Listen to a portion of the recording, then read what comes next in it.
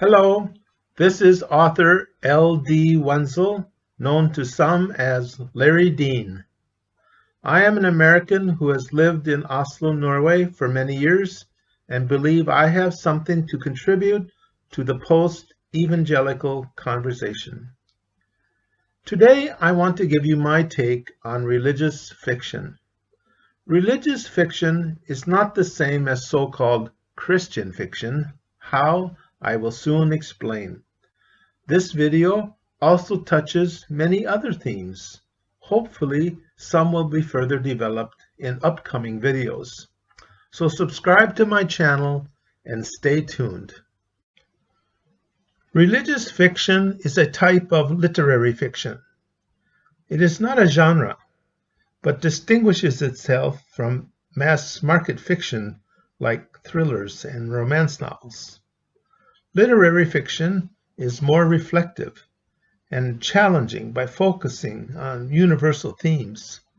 And while my novels focus mostly on the evangelical experience, religious fiction in general can focus on faith in all world religions, Christian denominations, and sects.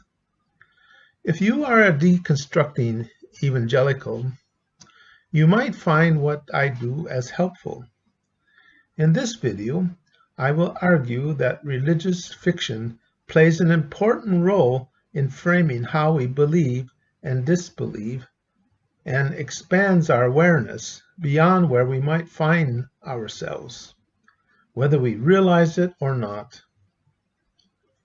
I do not write about social or political movements, but about the religious experience, especially about the characters and their inner lives, both in good times and bad times, in both triumph and defeat. Spiritual crisis is what makes fiction compelling. I write to describe the evangelical experience, not as it should be, or what other people say it should be, but as I see it. For better or worse, I don't preach, I don't tell my reader how to think or feel. I do my best to bracket and try to look at the religious life as a phenomenon with fairness and empathy. I hope my readers can identify with my characters in their own spiritual struggle and make their own interpretations of my work. This should appeal to evangelicals that are deconstructing. I want my readers to identify with the novel's characters and imagine life beyond their own experience. There was a time before the last century that religious fiction was the most accessible way of seeing beyond one's own religious community. We live in different times now, of course, but I still believe there is a place for challenging religious fiction. I'm sorry, but I must now take a swipe at what is called Christian fiction in the evangelical world. I will say a little bit about it here and hope to make an entire episode on it later. So-called Christian fiction is mass media market fiction written for and by evangelicals. It mirrors its secular counterparts with such genres as Christian romance, Christian thrillers, just to name a few. Yes, there are even Christian vampire novels. The same thing is being done in Christian movies and Christian music.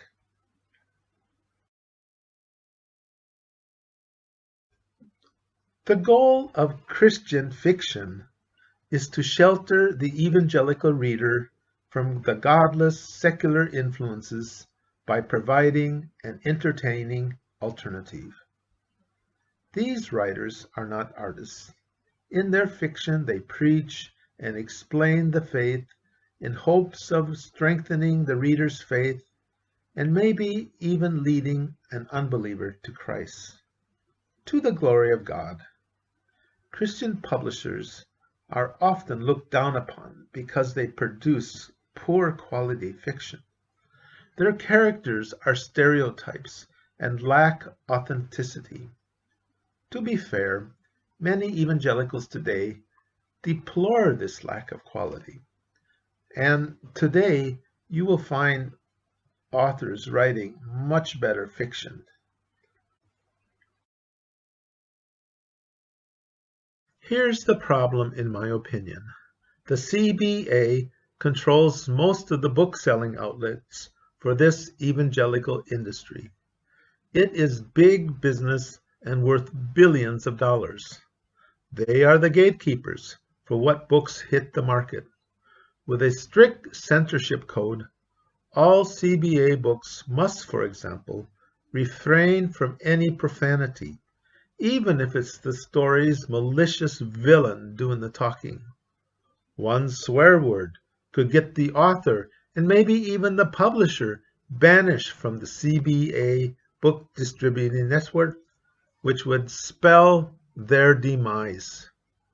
There are many such taboos, and I won't go into them now. The truth is, writing a CBA bestseller can lead to much fame and much money.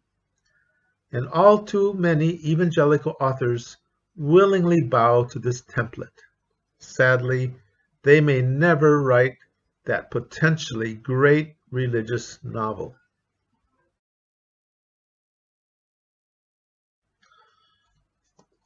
Most of all, CBA fiction must extol the evangelical worldview. This is not to be challenged.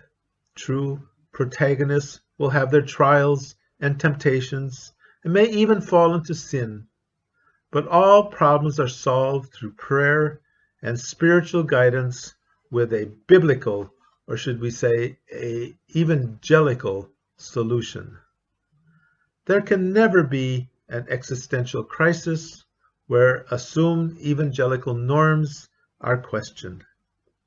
Antagonists are usually secular atheists or unbelievers coming from the other side of goodness. Either these folks come to repentance or they end up in destruction with the victorious Christian on top. Unfortunately, this is what sells and what one must do to become a successful evangelical author. Yes, in my opinion, those writers who lack a religious background and can't write from experience will find it hard to write good religious fiction.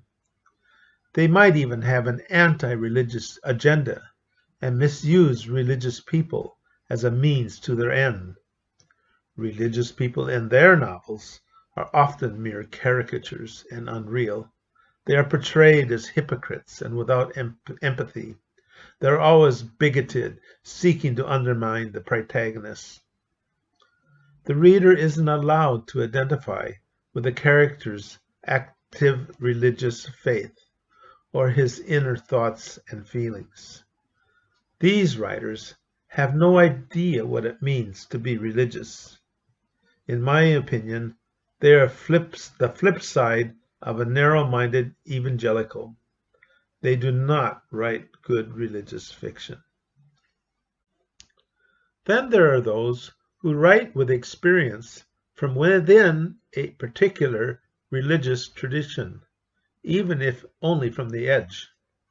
For better or worse, they base their characters on religious people that they know or those from their past, but always from their experience. They know of what they speak. They can be fair and empathetic with religious characters. We get to know them as human beings. Still, these authors do not pull any punches. They are not afraid to hang out the dirty laundry and show the dark side of a believer. And even though the writer would convey a moral message, the fate of the sincere believers might end in disaster. I write my fiction from within an evangelical tradition, something like this. This is what I know, and this is what I do.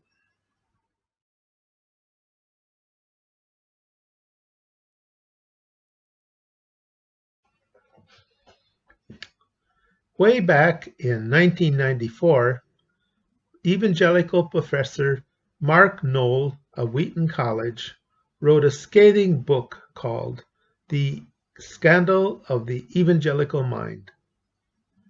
One doesn't even have to read the book. The title says it all. Knoll was writing about his own tribe. Evangelicalism is a world of absolutes that frowns on nuance. An artistic imagination, for many, is at best a trivial waste of time, or at worst, the devil's workshop. They live in an anti-intellectual bubble, which is why many never could write a good religious fiction. And even if some did, evangelical publishers would not even see it as Christian and refuse to publish it. I took literature classes at an evangelical college and studied with minds much greater than my own. Both students and teachers continually deplored, why can't evangelical writers write good religious fiction today? Why must we return to authors in the Catholic tradition like Graham Greene or Flannery O'Connor? And even C.S. Lewis was not an evangelical. Why must we turn to them to find good religious literature? Why can't we produce our own? The answer is, it's just not in the evangelical culture. I must believe that writers exist who are evangelicals or have been in their past somewhere. But where are they? Their writings are based on the evangelical experience, not the confession of faith. Their stories portray and do not preach. It is descriptive by showing the phenomenon of what it's really like to be an evangelical person. For better or worse, this is what I do. Where are the others? By the way, check out the other videos in my site on the subject of religious fiction. You will also find videos about my works of fiction as well. For example, the novel Caught in the Winds. And coming soon, I hope to have a video on religious fiction in the Catholic Church tradition. And I will be looking at such authors as Graham Greene and Flannery O'Connor. It is very, very interesting and have been a huge inspiration for myself. And finally, one reason for this video is that I hope to flush out these writers, wherever you are, and perhaps even present them and their work on this website. If this is what you do and who you are, please contact me. Well, that's about enough for me for one day. Subscribe to my channel and have a good day. This is Larry Dean.